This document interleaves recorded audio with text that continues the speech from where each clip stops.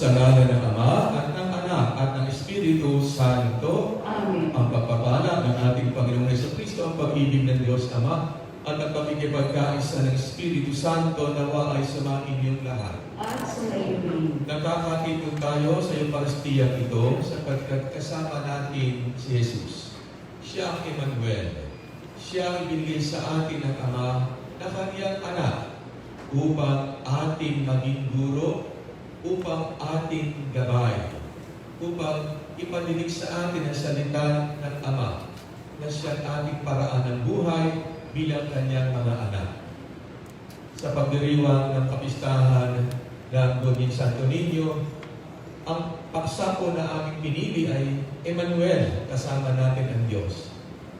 Sa simula pa'y nagpasya ang Diyos na maging kasama ang tao. At tayo tinatawagan ngayon sa ating pagdedebosyon kay Jesus na sanggol ay makapagpasya tayo at pagpanibago tayo ng ating pasya. Tayo ay kasama ng Diyos. Ang Diyos na nananaig ang kanyang pag-ibig sa atin ay panaigin din natin ang pag-ibig natin sa Kanya sa pagtanggap natin sa Kanyang anak na ibinigay sa atin na siya ating liwanag at kaligtasan. Upang tayo maging marapat gumanap sa pagdiriwang ng mga banal na misteryo, buong mababalog natin ang ng ating mga kasalanan. Hilingin natin ang habag at patawad ng ating Panginoon.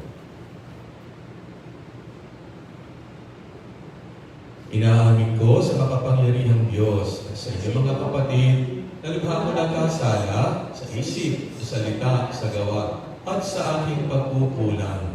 Kaya sinasamo ko sa mahal na Birheng Maria, sa lahat ng mga anghel at mga banal, at sa inyong mga kapatid, ako ay ipanalangin sa Panginoong ating Diyos. Kaawaan tayo ng makapangyarihang Diyos, patawarin tayo sa ating mga kasalanan, at patnubayan tayo sa buhay na walang hanggan. Amen. Panginoon, maawa ka. Panginoon, maawa ka. Kristo, maawa ka. Kristo, maawa ka. Panginoon, maawa ka. Panginoon, maawa ka. Manalangin tayo.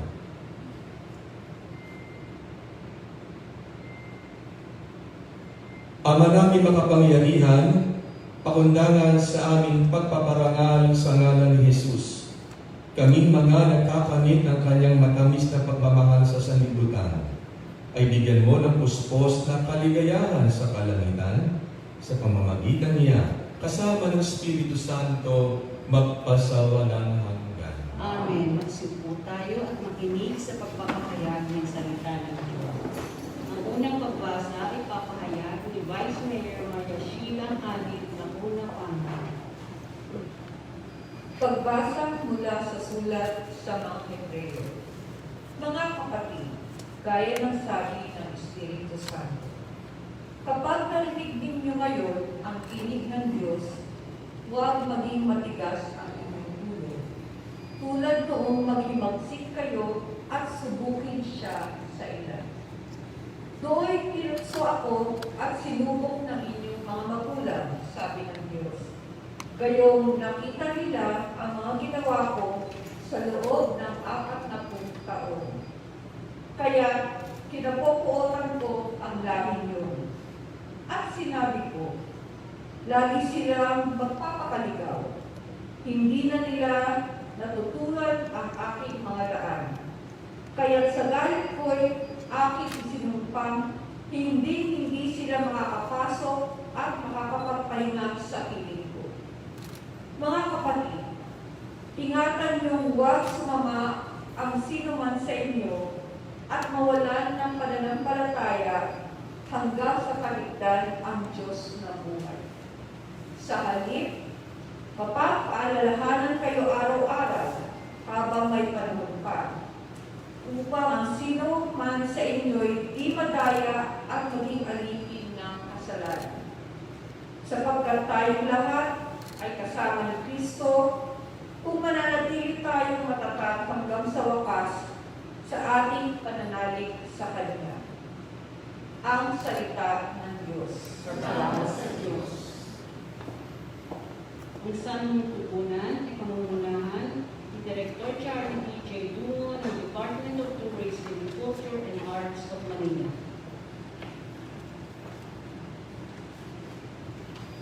Salmong tugunan ang ating isasagot.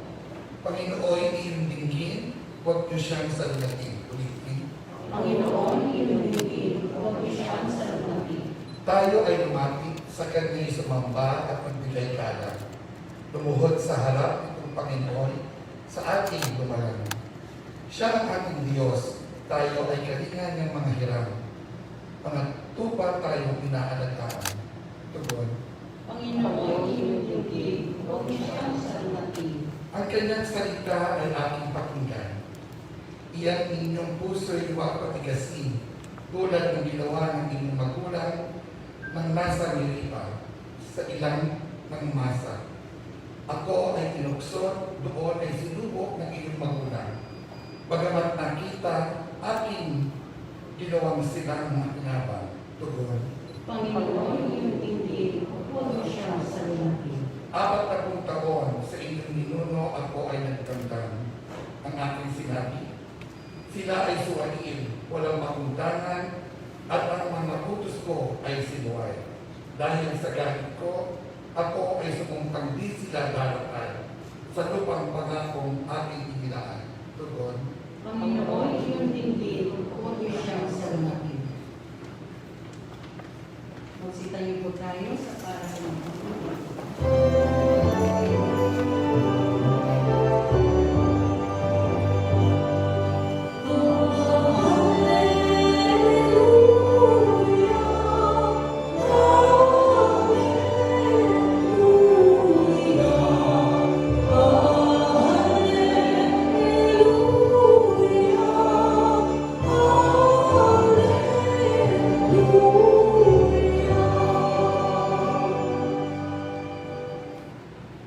Ipinangaral ni Jesus ang paghahari ng Diyos, sakit ay kanyang ginamot. Sumainyo ang Panginoon. Ang pagbasa sa mabuting balita ng Panginoon ayon kay San Marcos. Papuri sa iyo, Panginoon. Noong panahon iyon, may isang ketonging lumapit kay Jesus. Nanikluhod at nagmakaawa. Kung ibig po ninyo, ay mapagagaling ninyo ako. Nahabag si Jesus at hindi po siya, sabay ang wika. Ibig ko, gumaling ka. Noon din ay nawala ang ketong at gumaling ang tao. Pinaalis siya agad ni Jesus matapos ang ganitong mahigpit na bilin. Huwag mong sasabihin ito kanino man. Sa halip ay pasuri ka sa saserdote. Pagkatapos, maghandog ka ayon sa iniutos ni Moises upang patunayan sa mga tao na ikaw ay magaling na. Ngunit umalis siya at batus ipinamalita ang nangyari, ano pat hindi na hayagang makapasok ng bayan si Jesus. Naroon na lamang siya sa labas sa mga ilang na puok, at doon pinagsasabihan ng mga tao buhat sa iba't ibang dako. Ang mabuting balita ng Panginoon. Pinupuri ka namin, Panginoong Kristo. Magsuko po tayo. Magandang tanghali po sa ating lahat. Ang nagkakati po ngayon sa tanging pagkakataon sa Eucharistiyang ito, kapiling natin ang 400 taon kalahati na imahen po ng Santo Niño de Tondo. Tinatanong nga po ako ni Ginoong Dumo kanina ilang taon na. Sabi ko sa kanya, ito'y dumating 1565. Dala-dala po ni Adelantado Miguel Lopez de Legazpi, na nagtatagpi ng siyudad ng Maynila. At ito po ay bumaba ng kanilang sasakyan. Sila'y nasa dagat, bumaba matapos ang mailatag na ang mabuting kaugnayan ng Espanya at na namumuno noon sa Tondo, si Lacan Dula. Kaya ang lugar po ng simbahan ng Tondo, kinatatayo ang lugar niya mataas. Ito po ang sinasabi na kinatitirikan din ng bahay ni Lakandula. Kaya tayo lumilingon sa almost 450 years ng kasaysayan ng Tondo at kasaysayan ng Maynila. At yan po ang ating nasa harapan. At sa paglingon natin sa kasaysayan ay hindi natin mawawaglit ang pananampalataya na kanila ding ipinunla sa Maynila. At ang pari kasama ni Legazpi na siyang nagbinyag kay Lakandula ay si Padre Martin de Rada. Ang nagbinyag kay Humabon, si Pedro Valderrama, 1521. Sa Maynila, si Padre Martin de Rada. Siya ang nagbinyag kay Bunaw, Lacandunaw, at kinuha niya ang pangalang Carlos bilang pagkilala sa hari ng Espanya noon. Katulad din sa Cebu. Kaya, pananampalataya. At ito po ang dala-dala natin bilang mga Pilipino. At tayo na po ay nasa pagdiriwang na ika-500 taong ito ng Kristyanismo sa ating bansa. Kung ano ba ang nangyari sa pananampalataya? Kung lilingunin natin, marami tayong masasabing liwanag at mga dilim, lights and shadows. Tayo ay kumikilala na may pag-asa sa higit nating pag-unlad sa ating pananampalataya. Hindi natatapos pa sa atin ang Diyos. Nagpapatuloy pa rin ang Diyos sa panahon ito na yung para sa bawat sa atin at sa ating kanyang bayan na tinipon sa pamamagitan ng binyag. Kaya ang ating debosyon sa sanggol na Jesus ay pagkilala natin sa hindi maaawat na pagpapahayag ng Diyos, kasama niyo ako, Emmanuel.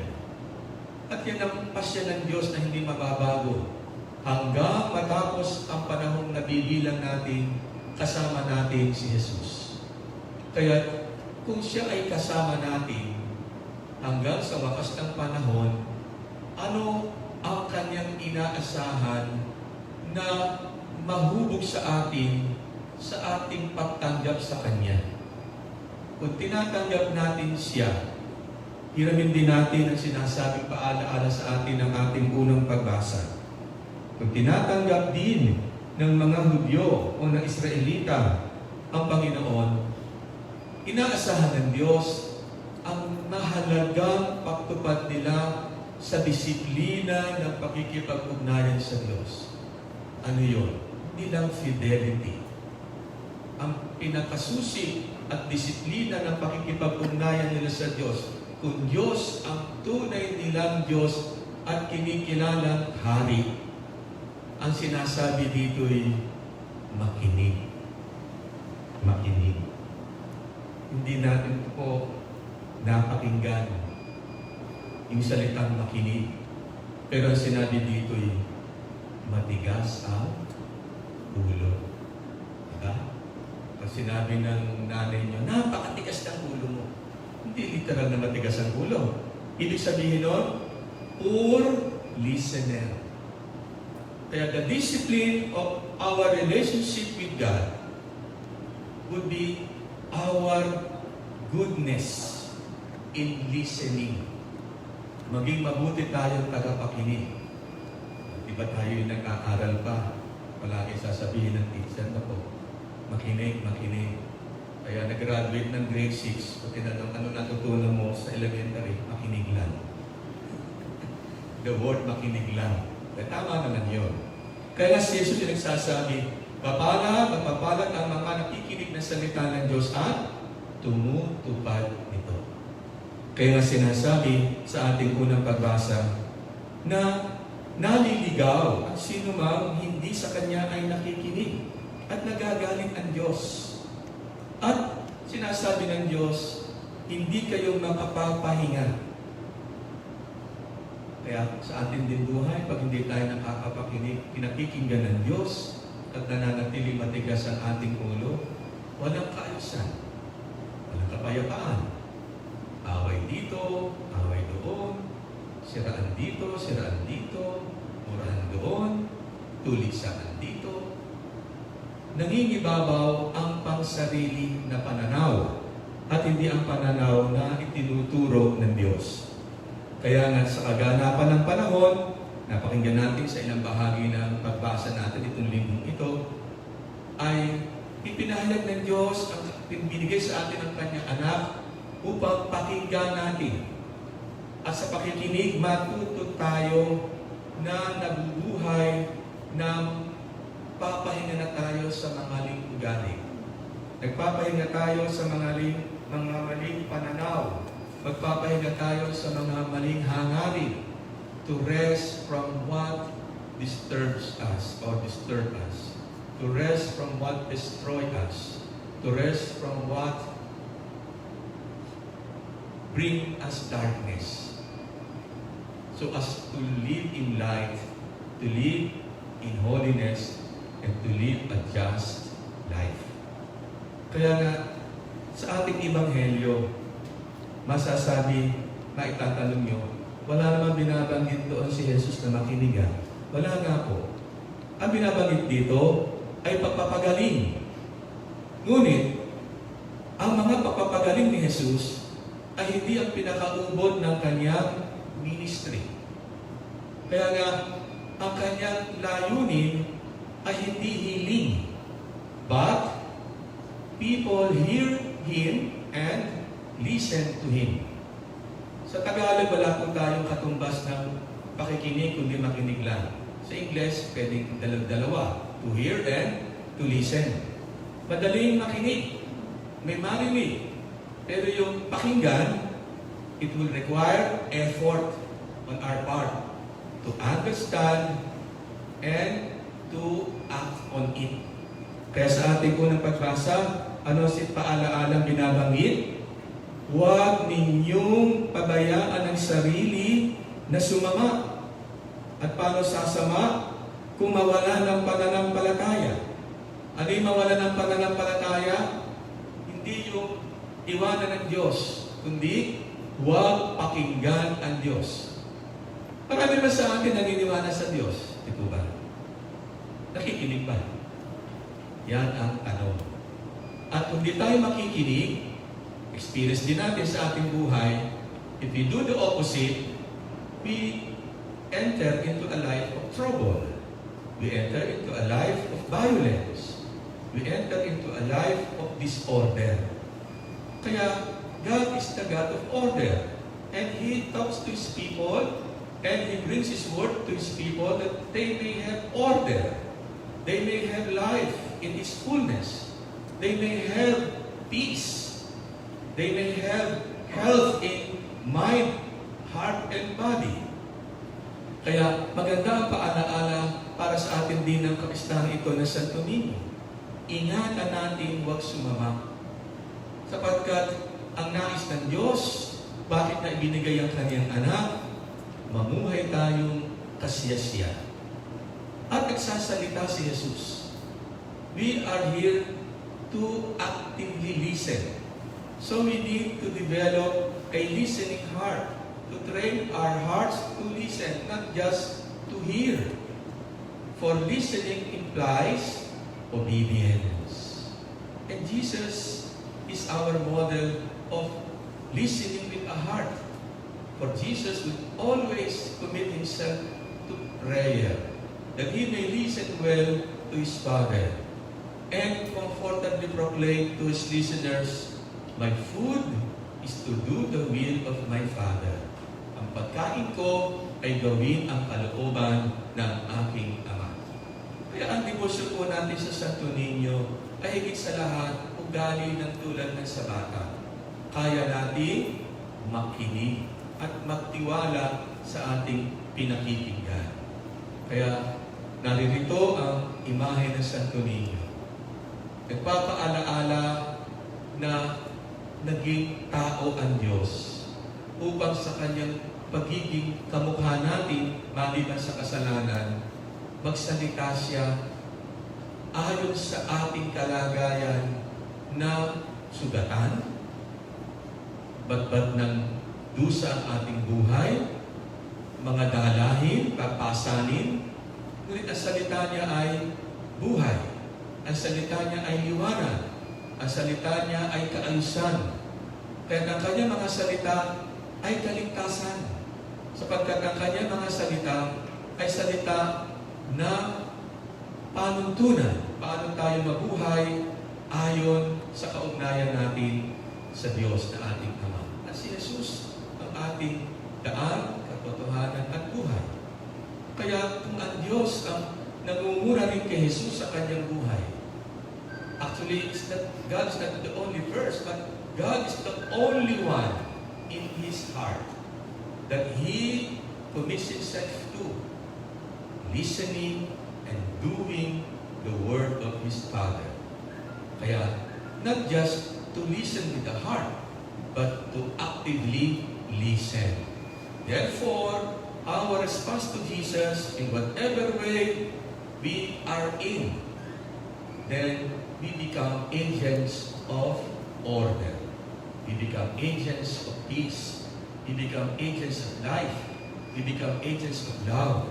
For that is Jesus. The Word became flesh, that He may exemplify to us how to live with holiness, how to live with fullness of life. Kaya, ang devotion po natin sa Santo Niño ay makita natin ang katulad ng isang bata, katulad niya, kayang makinig at may panahong makinig at matuto sa pakikinig. At yan po ang hilingin natin patuloy sa ating Santo Niño. Si Jesus na minsan ay naging bata at sa kanyang halimbawa, matutunan natin ulit ang disiplina ng kaugnayan natin sa Diyos. Makinig at sumunod. At sa ating pagsunod, ambassador tayo ni Jesus din ng kaligtasan. Paraan tayo ni Jesus na matipon natin ang bayan, mapaglingkod natin ang bayan na totoo, matiwasay, at may katotohanan at kabanalan. Lahat ng ito hindi imposible. Kung si Jesus, tatanggapin natin, kasama natin siya, tagapagturo na manatili sa disiplina mula pa sa paraiso hanggang sa pagdating niya, hahanapin palagi sa atin ang pakikinig at pagsunod sa ating napakinggan. Ang Diyos na nagmamalasakit, ang Diyos na tapat, ang Diyos na nagmamahal sa atin. Kaya may Santo Niño, mahal tayo ng Diyos. God continues to teach us. God continues to talk to us. God continues to form us through His Son, Jesus, our Savior. Amen.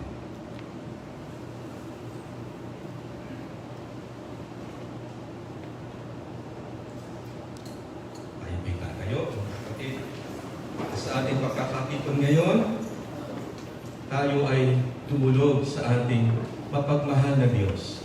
Idalangin natin ang Kanyang itaguyod, tayo bilang Kanyang bayan, at pakumbabang hilingin natin ibigay niya ang mga minamarapat nating hingin sa Kanya.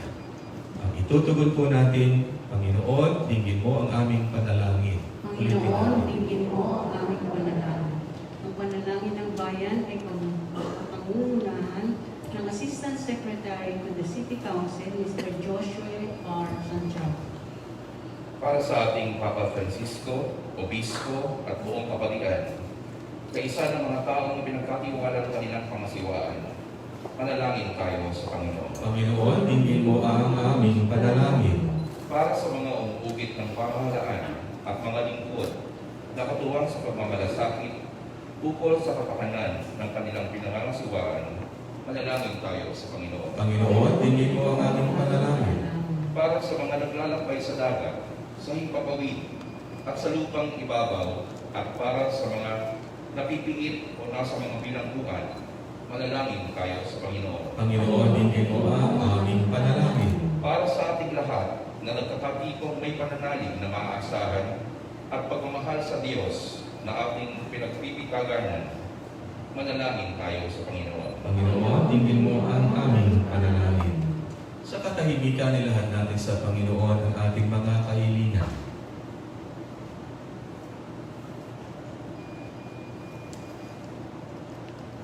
Ama namin makapangyarihan, maging kalugod-lugod nawa sa iyo ang pagdalangin ng iyong bayan upang ang hinihiling namin ng may kapakumbabaan ay marapatin mong dinggin, paundangan sa iyong pagmamahal sa pamamagitan ni Jesucristo kasama ng Espiritu Santo magpasa walang hanggan. Amen. Maupo tayo. Para sa pag-aalay ng kandila, sila Mr. Ramil Senyola at Mr. Mark Pancho ng Office of the Secretary to the Mayor, Secretary to the City Council. Sa Bulaklak, sila Attorney Sol Alboladura at Miss Maria Corazon Tamayo ng Department of Tourism, Culture and Arts of Manila.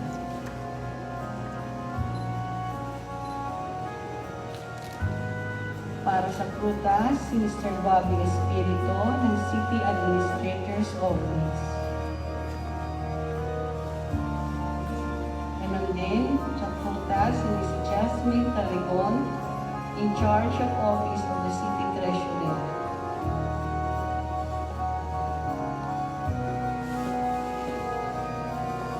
Para sa Goods, si Ms. Telma I. Perez ng City General Services Office. At ganon din si Ms. Malu Rosales ng Office of the Secretary to the Mayor.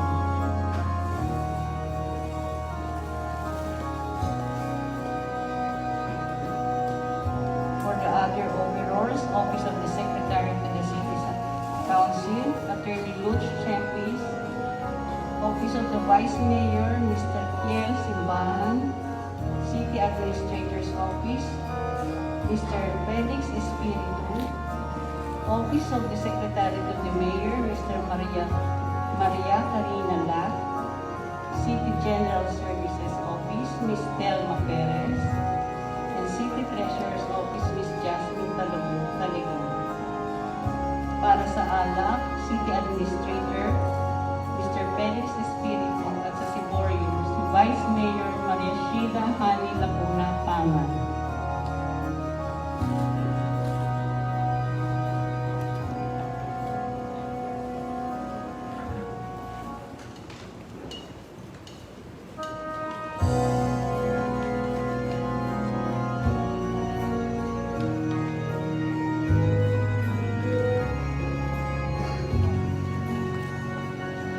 Langit sa iyo ang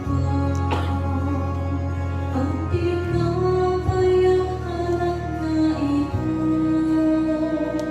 handog ng bayang maasa, sumasambang nagmamahal sa'yo. Nuwa'y dalhin ng iyong anghel ang aming panalangin sa'yo ng barang, katulad ng halimuyak ng insenso, umakyat sa kalangitan. Handog namin sa iyo, Ama, ang pinapayahan na ito, handog ng bayang umaasa, sumasambang nagmamahal sa'yo. Tumayo po tayo. Manalangin kayo mga kapatid upang ang paghahain natin ito maging kalugod-lugod sa Diyos amang makapangyarihan. Tanggapin nawa ng Panginoon itong paghahain sa iyong mga kamay, sa kapurihan niya at karangalan sa ating kapakinabangan sa buong sambayanan niyang banal. Ama naming lumikha sa ngalan ni Jesus, tanggapin mo ang mga alay sa dambana, pamundangan sa kanyang pangako, sa anumang hilingin namin sa kanyang ngalan, ay di mabibigo, sapagkat siya ay nabubuhay kasama ng Espiritu Santo magpasa walang hanggan. Amen. Sumainyo ang Panginoon. At sumainyo rin. Itaas sa Diyos ang inyong puso at diwa. Tinaas na namin sa Panginoon. Pasalamatan natin ang Panginoong ating Diyos. Marapat na siya ay pasalamatan. Ama namin makapangyarihan, tunay ang marapat na ikaw ay aming pasalamatan sa pamamagitan ni Jesucristo na aming Panginoon. Dating lingid sa amin ay naging hayag na kapiling, dating kapiling mo ay ngayon naging kapwa namin. Sa amin ay nakikisama siyang mabuti, upang sa piling mo ay maitampok niya niya kami. Ang sa katauhang nawalay sa iyo noon ay kanyang ipinipisang muli sa iyo ngayon upang ang napinsala noong sanlibutan ay magkaroon ngayon ng bagong kaayusan. Kaya kaisa ng mga anghel, nagsisiawit ng papuri sa iyo ng walang humpay sa kalangitan, kami nagbubunyi sa iyong kadakilaan.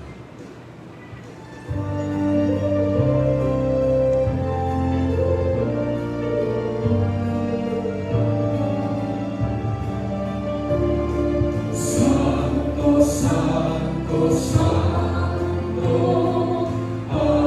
Panginoong Diyos, napupuno ang langit at lupa ng kadakilan mo. Hosana, Hosana, Hosana sa kaitaasan. Hosana, Hosana, Hosana sa kaitaasan.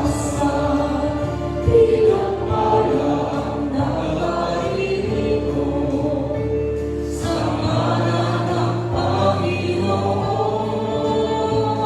Hosana, Hosana, Hosana sa kaitaasan. Hosana, Hosana, Hosana sa kaitaasan. Ama naming banal, ikaw bukal ng tanang kabanalan, kaya sa pamamagitan ng iyong Espiritu, dinumbanal ang mga kaloob na ito upang para sa amin ay maging katawan at dugo ng aming Panginoong Hesukristo. Bago niya pinagtiis ang kusang loob na maging handog, ginawa kanya ang tinapay, pinasalamatan kanya, pinaghati-hati niya iyon, iniabot sa kanyang mga alagad at sinabi, tanggapin ninyong lahat ito at kanin. Ito ang aking katawan, na ihahandog para sa inyo.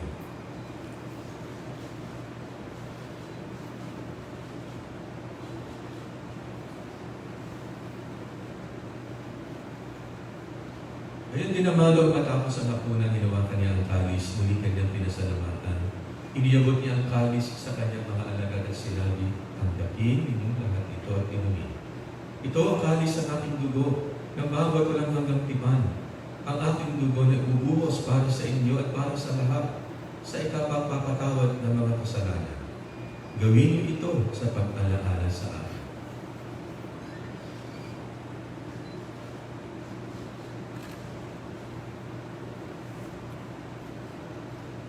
Ang misteryo ng pananampalataya.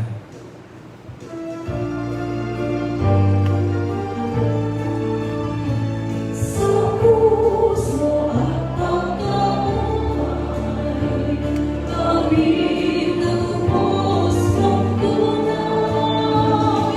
O Jesus, naming mahal, iligtas mo kami nalan. O Jesus, naming mahal, ngayon at magpakailanman. Ama, ginagawa namin ngayon ang pag-alaala sa pagkamatay at muling pagkabuhay ng iyong anak, kaya't iniaalay namin sa iyo ang tinapay na nagbibigay buhay at ang kalis na nagkakaloob ng kaligtasan. Kami nagpapasalamat dahil kami ay iyong minarapat na tumayo sa harap mo para maglingkod sa iyo. Isinasama namin kami magsasalo-salo sa katawan at dugo ni Kristo ay mabuklod sa pagkakaisa sa pamamagitan ng Espiritu Santo. Amalingapin mo ang simbahang laganap sa buong daigdig. Gustusin mo kami sa pag-ibig. Kaysa ni Francisco na aming Papa, ni Broderick na aming tagapangasiwa, at ng Tanang Kaparian. Alalahanin mo rin ang mga kapatid naming nahimlay na may pag-asang sila ay muling mabubuhay, gayon din ang lahat ng mga pumanaw. Kaawaan mo sila at kataluhin sa iyong kaliwanagan. Kaawaan mo at pagingdapatin kaming lahat na makasalo sa iyong buhay na walang wakas. Kaisa na mahal na Biring Maria na Ina ng Diyos, ng kabiyang ng puso ng si San Jose, kaisa ng mga apostol, at ang lahat ng mga banal na namuhay dito sa daigdig ng kalugod-lugod sa iyo. May kabiwang nawa namin ang pagpupuri sa ikararangal mo sa pamamagitan ng anak na aming Panginoong Jesucristo. Sa pamamagitan ni Kristo, kasama niya at sa Kanya, ang lahat ng parangal at papuri ay sa iyo, Diyos amang makapangyarihan. Kasama ng Espiritu Santo, magpasawalang hanggan.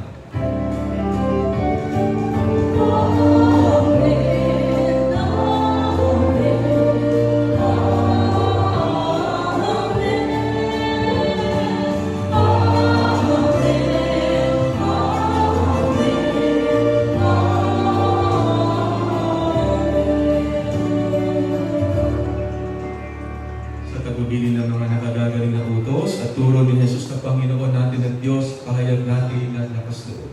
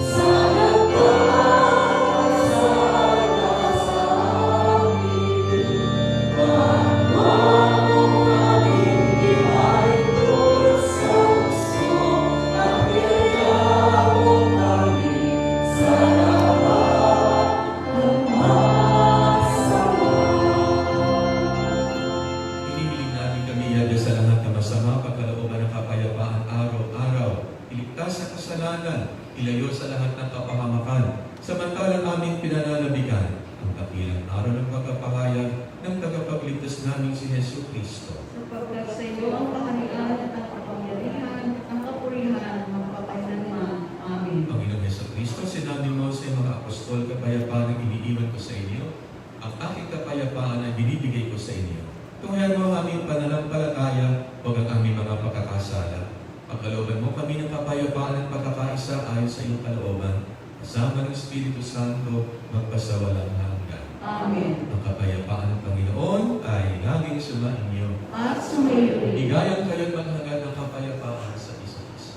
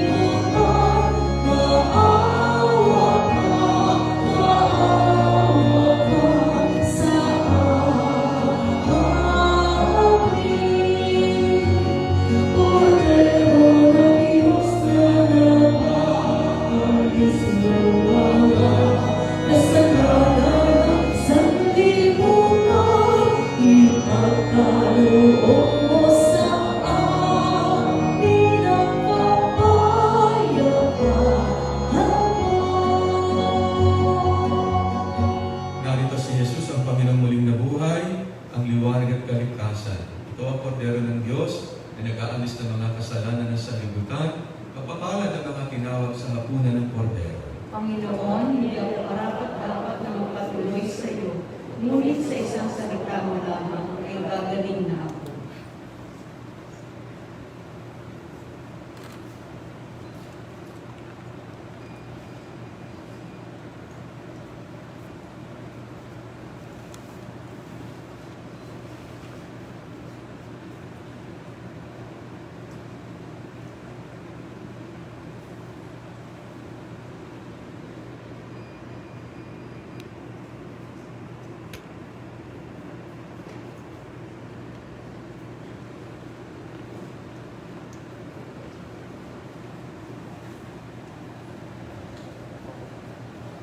ang katawan ni Kristo.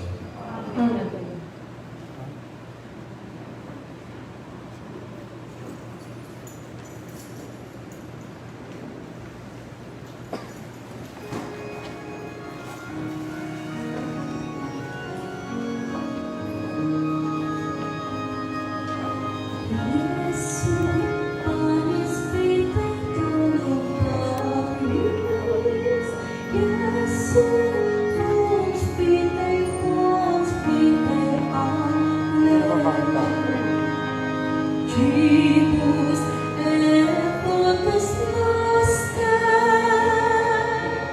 tribus et totus noster, irreprimere,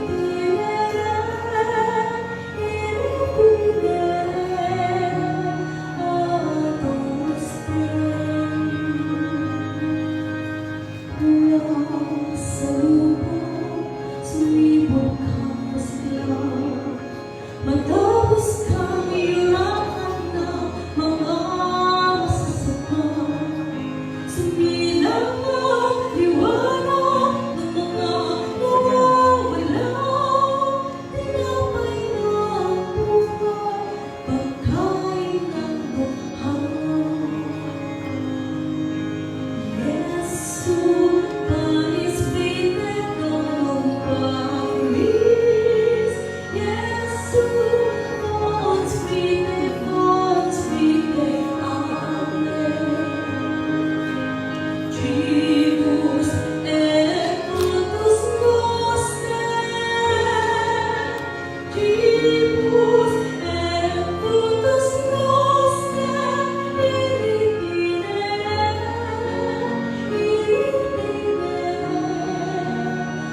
ados Dei. Jesus crucified, we must reach there. So we compare as a witness to your love and care.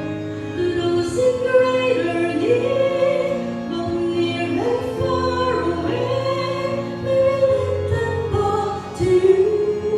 All those who've gone astray. Yesu, panis bitet ng Paris. Yesu, ons bitet, amen. Tribus et totus noster, tribus et totus noster, irreprimere, ados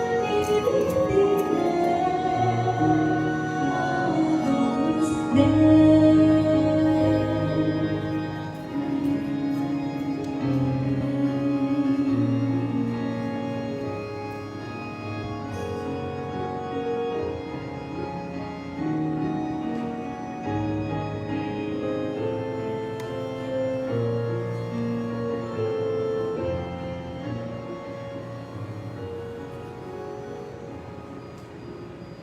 Manalangin tayo.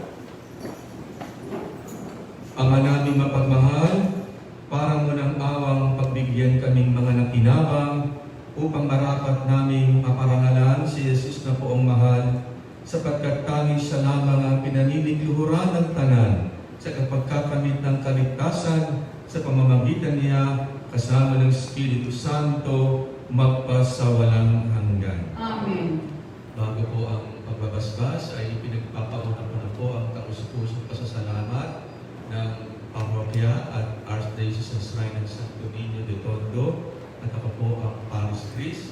Una-una sa ating pong butihing punong lungsod si Mayor Isko Moreno at lahat ng ahensya narito po si Vice Mayor, ang ating pong administrator, ang pakiki-coordinate lalo sa amin, communication si Ginoong Charlie Lumo, sa lahat po ng ahensya ng City Hall, na pinakikita niyo po na kasama namin kayo sa paghahangad na maging maayos po, matahimik, makahulugan ang kapistahan ito ng Santo Niño at sa mga taon na natin pong lumipas. Ang City Hall po ay nakikiisa sa paghahangad ng matiwasay, mapayapang pagdiriwang.